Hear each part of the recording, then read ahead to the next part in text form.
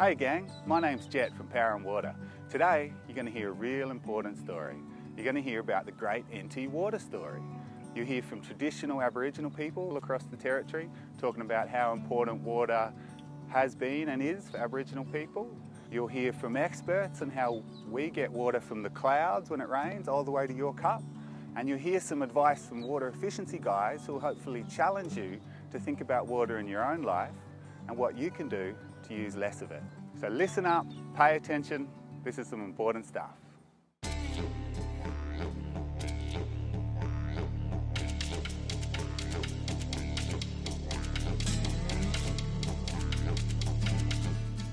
A long time ago in the beginning, our Dreamtime story told us that there was nothing. There was darkness across this land.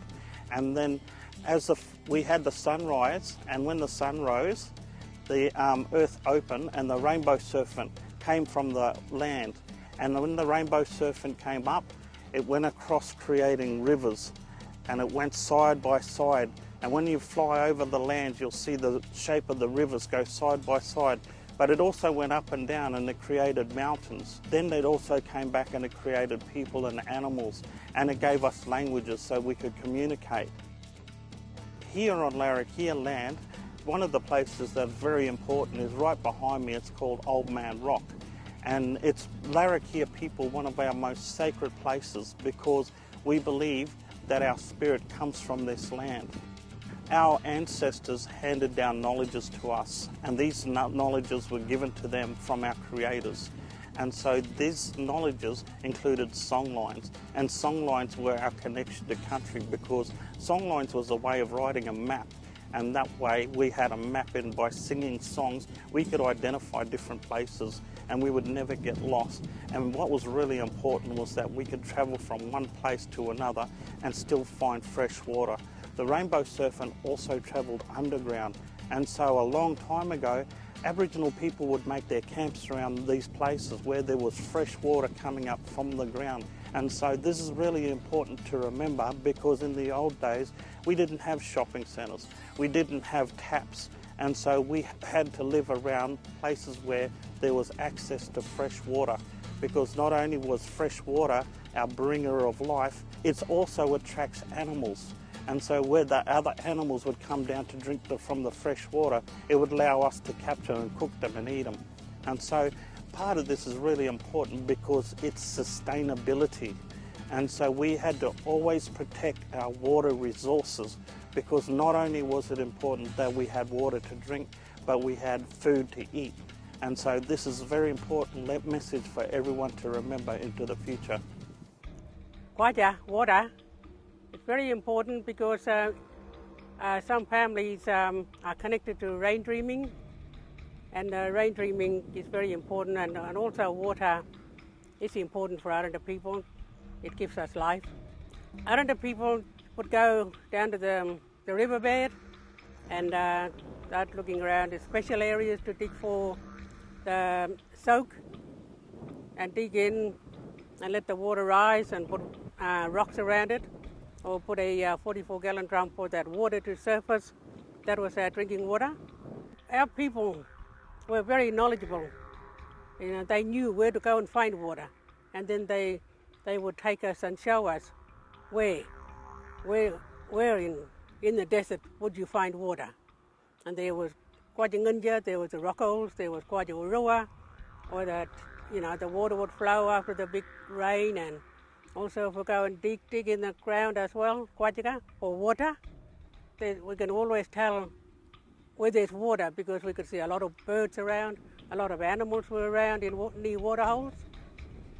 And our family knew where to take us for water and to show us, and pass on that knowledge, and also to respect water. You know, water is precious for us. You know, if you see beautiful, clear water, which we know we can go and drink, you don't go swimming in it. You know, it wouldn't be nice to drink. But there are others who will want to come and drink. There'll be animals and kangaroos and emus and goannas and the birds. They will come and drink that water. And we must respect the water. You don't go in there and disrespect the water, because, you know, water is not everywhere in the desert. there were times our elders would go for miles and they would carry water. They made a little special water bag, and that was from the kangaroo's wee bag. And it is, I've tried it myself. Take it, carry water, and sling it over and carry it, or in coolamans. The ladies used to carry the big coolamon of water for so far until they got to another area where there was water. Our families used to get them frogs and squirt water into their mouth and chuck it back in. And then we would look at it, oh, yeah. But I learned, that squirt water, put it back in, and then squirt another frog. And I used to think, what were they doing that for? Why did it's for water. Out in the desert, we have to be very careful how much water we drink. And like I said, water is very precious, and we have to learn to save it so much and drink so much. So that was Richard and Kumali from the Larrakia and Aranda people telling you about how traditional Aboriginal people have looked after water for thousands of years. Next, it's Adam from Power and Water who'll give you the cloud to cup story.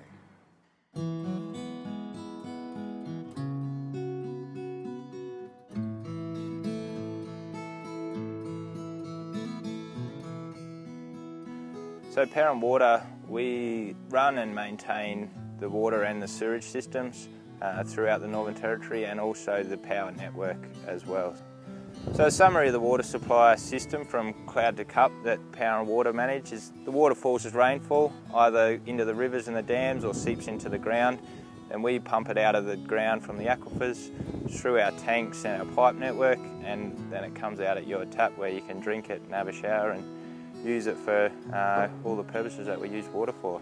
So water stored underground in aquifers, it's not actually a big cave underground as you might think. What it actually is it's water stored in the little holes in between the rock and the sand that's underground. So if you think of a dry riverbed, when you pour water into the ground there, it seeps straight in. Rocks are the same, and different layers of rocks have different porosity. So with our bores, we target the high porous areas, which are things like sandstone, which when you pour water on it, it can actually absorb into the rock, and we're getting the water out of that. It's not actually a big underground cave. It's just all those little gaps in between the rocks being filled up with water, and then we've drilled a hole through it, and then all the water slowly seeps into that hole, and we can pump it out back up to the surface. So the tank behind me here holds about 32 million litres of water, and in Alice Springs, so we've got a population of around 27,000 people. During summer, we use about 40 million litres of water a day. So this tank is 32, so a bit more than one of these tanks a day. In Darwin, we've got Darwin River Dam, which supplies about 40,000 million litres or 40 gigalitres of water a year to all of Darwin. And that dam is along the Darwin River, collects the water in the big wet seasons as it overflows, but if we don't get a good wet season, that dam is very close to its limit of supply. So that's why we need to be cautious, even in Darwin with a good wet season, of conserving water. Thanks Adam for that great story about how we get water from the cloud to your cup.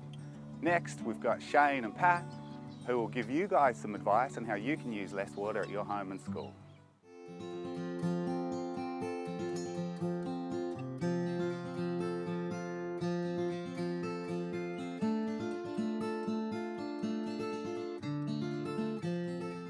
So areas of water loss around the school generally can be within irrigation, so it's really important to be vigilant around green space in the playground, the oval, to keep an eye out for broken sprinklers, puddles of water, particularly if there's magpie geese swimming around on the oval. That's a pretty good indicator that there's a large leak on the oval.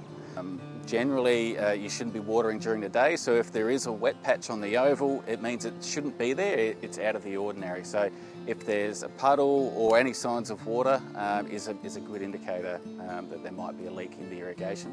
Another one is if the sprinklers are still popped up. The sprinklers, when they finish, they should pop down, so that could be a pretty good sign of a faulty sprinkler also in the oval. If you find a leak at your school, you should report it as soon as possible to your teacher or to at least the front desk, so then the maintenance officer can check out the leak, or if it is potentially a leak, and get it fixed as soon as possible. because you're there all day. You're walking around the school, you're running around the oval, using the toilets, using the drinking fountains and the bubblers. If you see a leak, you can report it because you really are the first ones to spot it, and you can be your own water champion at your school.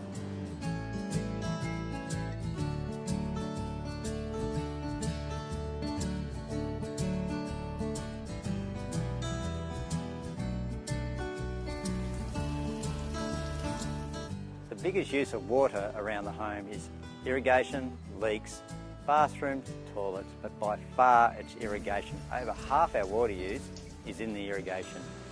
In the top end, we follow the 3-2-1 rule. 3 times a week you water your lawn, twice a week you water your garden beds, and once a week for natives. It's really important to check your irrigation regularly. Just turn it on and wander around the garden looking for those hidden leaks. Just making sure that there's plenty of pressure going to your nozzles, and just look for any water that's coming out of where it shouldn't be. Sometimes you might see water shooting up in the air. That could be that the irrigation line has been cut by the mower. So turn your irrigation on manually. Just check all your connections, make sure they're nice and tight, no leaks. Check all your heads, make sure all the heads are on there, and just make sure there's plenty of pressure. The other main leaks around the house can be your toilets and taps. Did you know that your toilet can leak over 250,000 litres a year? That's over 1,000 wheelie bins. An easy way to check if your toilet's got a leak is you get a little bit of toilet paper and just place it against the back of the toilet bowl. If that little bit of paper starts to get wet, then you know you've got a leak. So let's talk about the 3-step leak check. So I've turned all the items off inside the house, so there's no taps on, the washing machine's off, the dishwasher's off. So I've just come out and I'm looking at the meter. So I've recorded those numbers that I can see on the screen, and I'm going to come back in 5 minutes and see what it is. Okay, it's been 5 minutes, and I'll just check those numbers. Those numbers have moved, so the last digit has moved, so I know I've got a leak. So I'm going to go tell Mum and Dad. If you follow these water efficiency rules, not only will you save money, you'll save water use. Whether you're here in the top end where we rely on the dam and some groundwater, or if you're in Central Australia where you rely heavily on groundwater. So there you have it, kids. That's the start of the great NT water story. The next bit's up to you. How do you use water in your community, in your town? How do the Aboriginal people use water where you're from? How do you use water at your school? Get started on your booklets, kids, and good luck.